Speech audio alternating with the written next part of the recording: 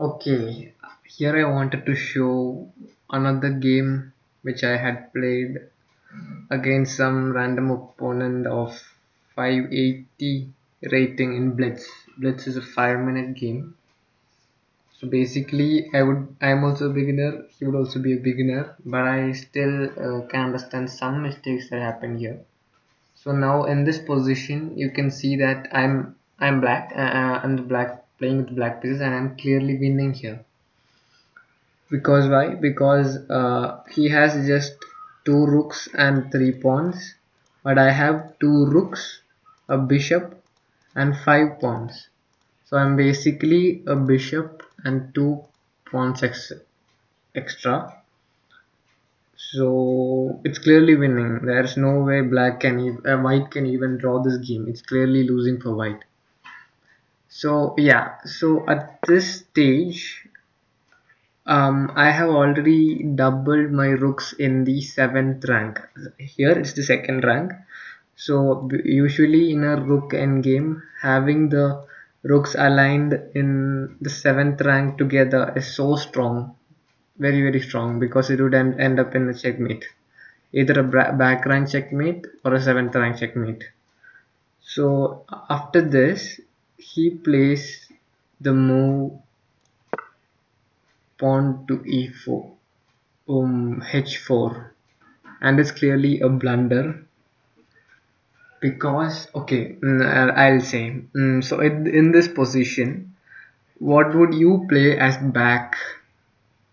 I would give you a second. You could even pause the video and think what would you play. Well, you can actually um you can even push this pawn again and maybe move here and then promote it to a queen when that's possible, or even you can even put this rook here, so this rook takes and it becomes a queen, even that's possible. But the best move, what would be the best move here? Well, the move that I played was bishop to g3.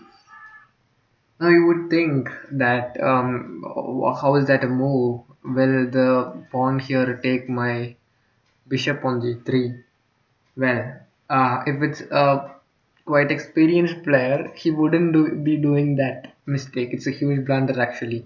You might have thought of this move immediately. Well, he was a little low on time, I guess.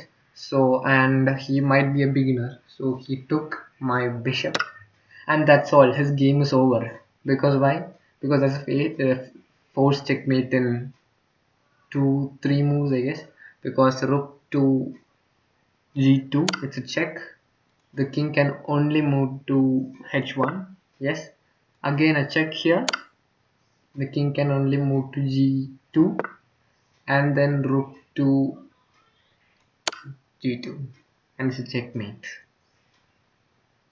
So yeah, these are some mistakes would any beginner would tend to make, and it's pretty hard for a beginner. Actually, it's very easy for at least, even if you are a little experienced, even if you are an intermediate player, you would find this move bishop to g3, because it's not actually a brilliant move. Anybody can find that, but it's tough for beginners to understand that if he takes the bishop, then the game's over. So thank you.